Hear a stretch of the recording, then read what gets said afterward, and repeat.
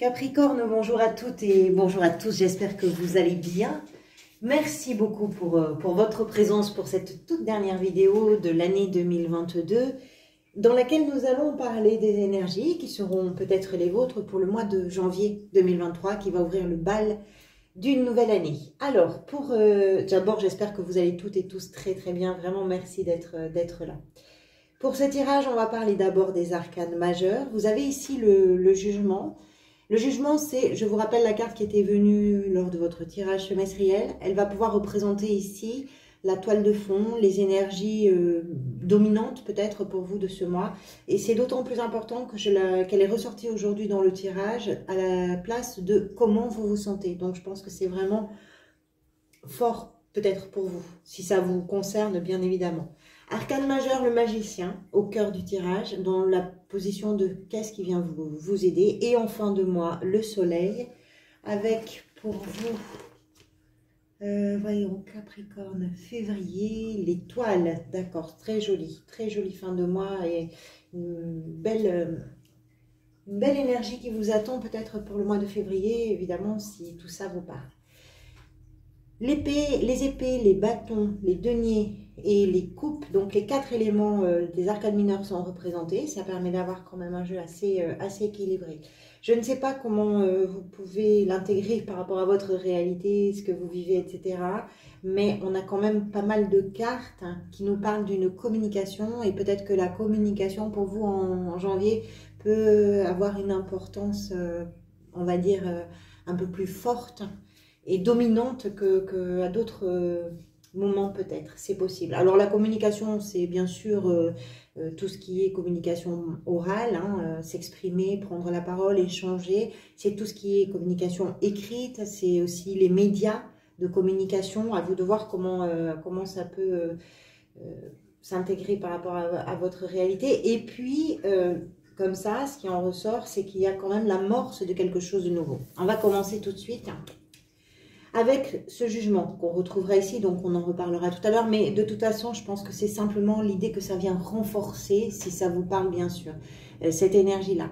Le jugement, c'est une carte que l'on associe à la renaissance, à la seconde chance, au renouveau. Alors, les arcanes majeures du tarot représentent des grandes leçons de vie.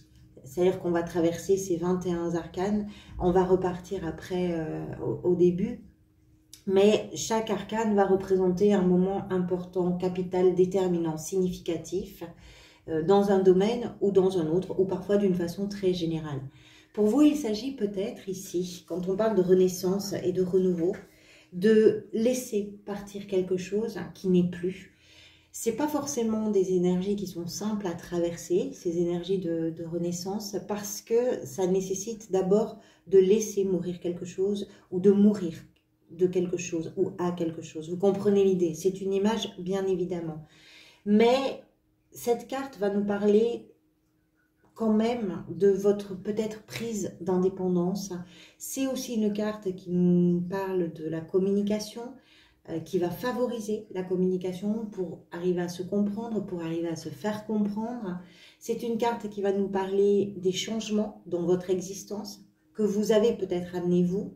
Parce que dans la mesure où il s'agit de votre renaissance, de votre renouveau, il s'agit aussi de vous, dans ce que vous êtes capable aujourd'hui peut-être, de laisser partir, de terminer, de laisser derrière vous. C'est ça le renouveau et la renaissance. Avec ce sentiment aussi qu'on est sur une guérison.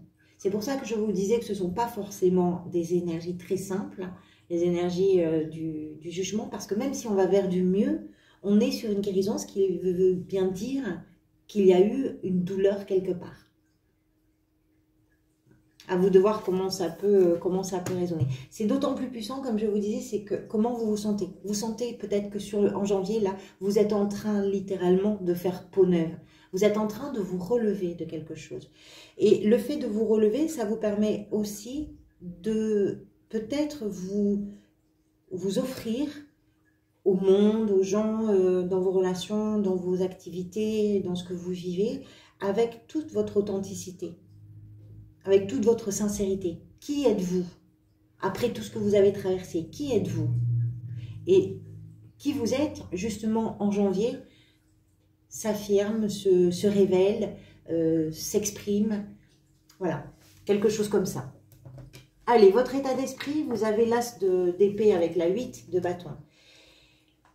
Les épées, d'abord, je vais vous parler de la communication. C'est l'élément qui est associé à ça, à la communication, au mental, à la réflexion. Les as, d'une façon générale, ce sont des ouvertures. Ils ouvrent la série des arcades mineures. Quel que soit l'as, c'est le début, c'est l'étincelle, c'est le démarrage. Cet as peut représenter une nouvelle opportunité, peut représenter une nouvelle rencontre, un nouveau désir, un coup de foudre, une lucidité qui peut amener quelque chose de très nouveau. Alors, je ne dis pas que vous changez radicalement ce que vous êtes en train de vivre. Je dis que même si vous êtes dans une activité, par exemple, ou dans une relation depuis longtemps, et qu'il n'est pas question de remettre en question ça, relation, ça peut être amoureux, ça peut être amical, ça peut être peu importe. C'est pas tant de remettre en question ça que d'amener quelque chose qui n'était pas là et qui va permettre soit de ramener vers la vie, soit de ranimer, soit de... Je ne sais pas comment vous comprenez l'idée. C'est pas tout mettre par terre et repartir. C'est être capable de laisser derrière soi des choses pour pouvoir avancer dans la nouveauté. Tout simplement. Cet as représente un peu un cadeau de la vie. On le voit, cette main, elle sort de nulle part. C'est comme si la vie, voilà, sort de ce nuage. Quand je dis de nulle part, de ce nuage, la vie vous dit, tiens, comprends ce qui se passe, prends cette chose-là, c'est pour toi, c'est cadeau. Dans le mental, c'est je sais, j'ai l'idée géniale, j'ai trouvé la solution, je peux l'exprimer, je sais comment la dire, je sais comment, c'est tout ça. Ici, elle est accompagnée de la 8 de bâton, qui est une carte de la même façon que le changement, que le jugement, qui nous parle de changement. La 8 de bâton, c'est une accélération. Les bâtons sont associés à la passion, à l'enthousiasme, à des énergies vitales. C'est tout ce qui nous fait rêver, c'est tout ce qui nous donne l'impulsion. C'est le démarrage de quelque chose. Accompagné de cet as, il y a quelque chose de tourbillonnant dans votre état d'esprit. Je pense que vous avez peut-être envie de mettre en pratique quelque chose de nouveau, de démarrer quelque chose et vous avez envie d'appuyer sur la pédale d'accélérateur. Vous avez envie de vous laisser prendre dans le tourbillon, de foncer. Il y a un désir en vous de vraiment que les choses avancent. Vous avez peut-être besoin, parce que vous sentez un souffle nouveau dans quelque chose ou d'une façon générale, vous avez peut-être besoin de vous engouffrer là-dedans et d'une façon un peu peut-être même surprenante, tellement vous avez envie de vous y engouffrer. C'est possible. C'est très porteur de toute façon, parce que ici, la renaissance et ici, cette nouvelle opportunité, ça doit vous provoquer un enthousiasme vraiment fort, quoi, puissant. Qu'est-ce qui vous a conduit vers ça? C'est le valet de denier. Alors, le valet de denier, là aussi, c'est quelque chose de nouveau. Là aussi, c'est une nouvelle opportunité. Alors, les valets, sont des énergies créatrices, d'une façon générale, puisqu'ils représentent les jeunes, ils représentent la jeunesse, ils représentent les débuts de quelque chose. Ici, les deniers, ça peut être un nouveau projet, ça peut être une nouvelle idée, ça peut être une nouvelle opportunité. Ce valet-là peut représenter effectivement une opportunité professionnelle, c'est possible. Un changement au travail. Il peut représenter un messager, un message qui va concerner la famille, l'argent, les études, les étudiants. Il est engagé dans un apprentissage, le valet, quel qu'il soit. Il est en train d'apprendre. Ce qu'il apprend, c'est comment devenir un roi. C'est-à-dire comment on va construire les choses, comment on va les faire évoluer, comment on va les stabiliser pour permettre à ces choses d'être pérennes et durables, solides, fiables, quel que soit le domaine. Alors, il peut représenter pour certains d'entre vous, quelqu'un d'un peu plus jeune, pourquoi pas dans votre entourage, qui peut-être se lance dans des études. Il peut représenter votre énergie à vous. C'est-à-dire que tout d'un coup, vous avez cet appétit jeune, un peu, comment je pourrais dire, pas fébrile, mais j'arrive pas à trouver le mot, vous comprenez l'idée, qui trépigne un petit peu d'apprendre, une soif d'apprendre. un appétit comme ça. On a envie de savoir, on a envie de comprendre, on a envie de poser des questions, on a envie de s'instruire, on a envie de dépasser des choses. Ça peut aussi être représenté ce moment où vous avez pris le temps de regarder ce qui s'offrait à vous et puis de considérer les choses pour pouvoir justement passer à l'action. C'est un temps aussi où, juste avant de passer à l'action, on va étudier le terrain. Il peut représenter pour certains et certaines l'idée que vous avez peut-être rencontré des difficultés et que justement, de ces difficultés-là, tout d'un coup, quelque chose de nouveau est arrivé. Vous sortez d'une période où les difficultés, vous allez les laisser justement derrière vous. Ça peut être des difficultés d'apprentissage, ça peut être des difficultés d'investissement, puisqu'on est quand même avec les deniers, des difficultés de choses un petit peu hasardeuses qui n'ont pas forcément été bénéfiques pour vous et qui ont pu amener un changement. Alors les deniers, oui, ça peut être au travail, ça peut être financier, ça peut être par rapport aussi à quelque chose qui vous tient particulièrement à cœur, qui est important pour vous. D'une façon plus générale, les deniers représentent ce qui a de la valeur. Ce que vous désirez le plus, je vous en ai parlé déjà un petit peu avec la 8 de bâton, vous avez le cavalier d'épée, c'est foncé. Il y a une envie d'aller vite, je ne sais pas ce qui se présente à vous ou ce que vous générez dans votre existence et qui fait que vous avez une envie d'aller au bout des choses vraiment vite. Alors là encore, avec les épées, on est dans la communication. La 8 de bâton, c'est une communication qui est presque télépathique, tellement ça va vite, tellement on se comprend sans avoir besoin de parler. Est-ce que vous vous exposez? Est-ce que vous prenez la parole? Est-ce que vous vous affirmez? Est-ce que vous communiquez par écrit? Est-ce que vous écrivez? Je ne peux pas vous dire. Il y a une notion de communication qui est vraiment importante dans ce tirage, en tout cas. Quel que soit le chemin ou le biais de cette communication pour vous. Ce cavalier est un jusqu'au boutiste. Vous, ce que vous voulez justement là, c'est aller au bout. Il y a une détermination, une volonté, une puissance à vouloir mener les choses à leur terme. Là, pour le coup, on est dans l'action et là, pour le coup, ça fonce, ça va vite. J'ai l'impression que vous voulez précipiter quelque chose. Voilà. Le 8 de bâton, c'est dans votre état d'esprit, dans ce que vous voulez, c'est que ça s'accélère. Vous avez besoin de donner un grand mouvement, ou en tout cas un mouvement rapide à quelque chose. Et dans l'action, pas dans l'inaction, pas forcément. L'action, c'est la communication aussi peut-être. C'est intimement lié, si ça vous parle. Ce qui vient vous aider comme énergie, le magicien, ça c'est superbe. Le magicien, c'est le créateur. C'est ce que vous voulez faire apparemment. Vous voulez créer quelque chose, même si vous êtes sur le début. Mais ce que vous voulez, vous, c'est explorer toutes les potentialités de cette chose-là. Que ce soit dans une relation, que ce soit dans un projet professionnel, que ce soit dans une émotion, peu importe. La question pour vous, c'est que ce qui va venir vous aider, c'est que vous allez vous découvrir des véritables dons, de véritables capacités à déployer des talents qui sont des talents naturels que vous avez en vous, mais peut-être qui n'étaient pas... qui n'étaient pas sortis ou qui n'étaient pas venus depuis longtemps, vous offrir leurs possibilités. Le magicien, c'est une histoire de confiance en soi. La confiance en soi, on la trouve parce que tout d'un coup, on a l'impression que ce qu'on fait, ça fonctionne, ça marche. Il y a une notion de réussite. La réussite, c'est pas forcément d'avoir beaucoup de choses. C'est ça qui nous explique aussi le magicien. C'est pas avoir beaucoup d'argent. La réussite du magicien, elle n'est pas là. La réussite du magicien, elle est justement dans le fait que quand on n'a pas grand-chose, être capable de créer ce qu'on a envie de créer dans son existence, c'est ça la magie. C'est ça le talent. C'est ça le don. Et puis, cette confiance en soi, et là en l'occurrence en vous, c'est quelque chose qui va vous permettre d'oser, d'avoir du culot peut-être, d'avoir des audaces, de vous lancer dans des choses où peut-être à d'autres moments vous diriez « Oh non, ça quand même je ne vais pas oser, je ne vais pas y arriver ». Si, vous allez oser et vous allez y arriver. C'est très porteur hein, votre tirage. Votre défi, le roi de denier. On a ici ce qui vous conduit vers le mois de janvier, le valet, et ici on retrouve le roi en défi. Ce roi représente la stabilité, l'abondance dans tous les domaines. Il représente aussi la discipline. Pourquoi? Parce que c'est un travailleur. C'est-à-dire que ce qu'il a, ce qu'il obtient, c'est à force de travail, c'est à force de labeur, c'est à force d'effort.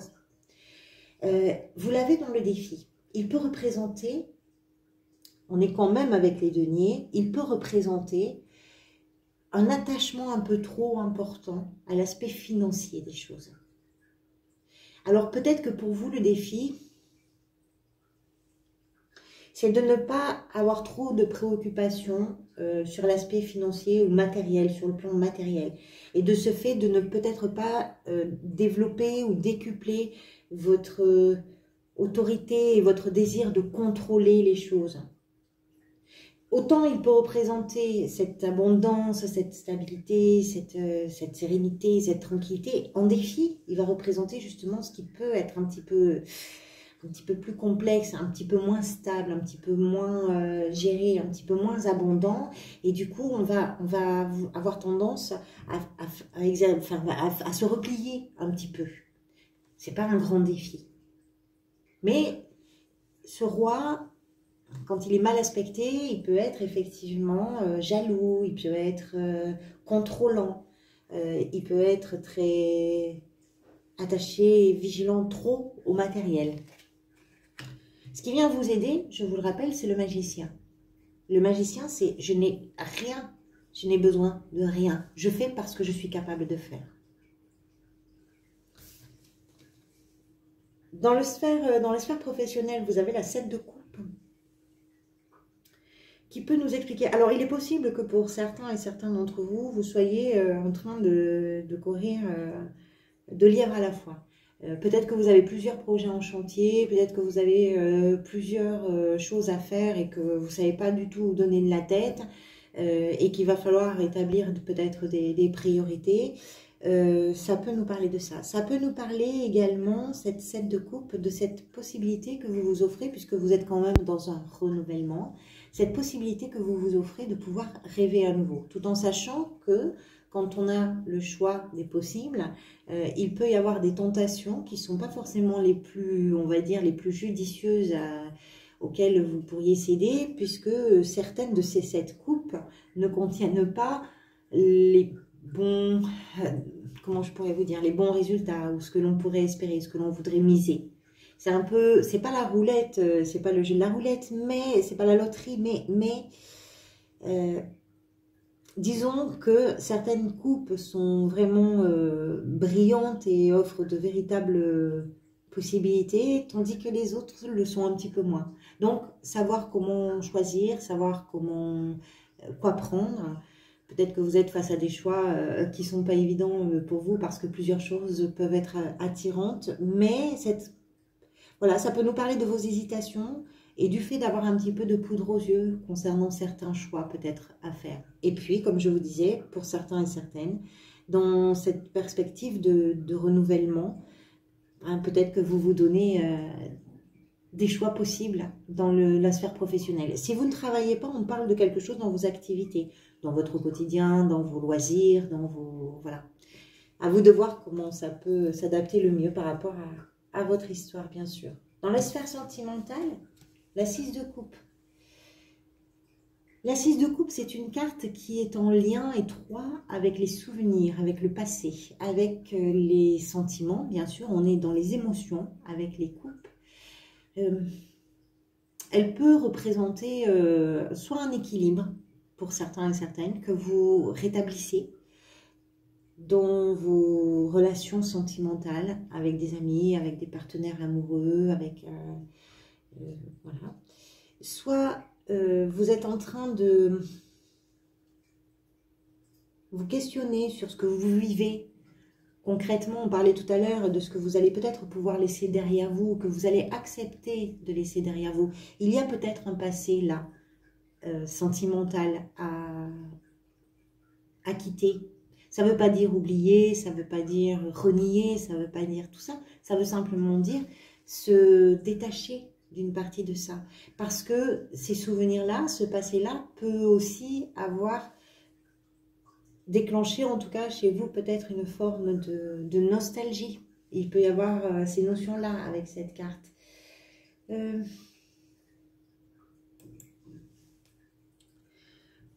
Quand on parle, parfois on parle de l'enfance, j'aime pas trop en parler parce qu'on voit des enfants, c'est vrai, sur cette carte. Je préfère parler de périodes de vie. Pour certains, ça va être lié à l'enfance, bien sûr, et pour d'autres, non.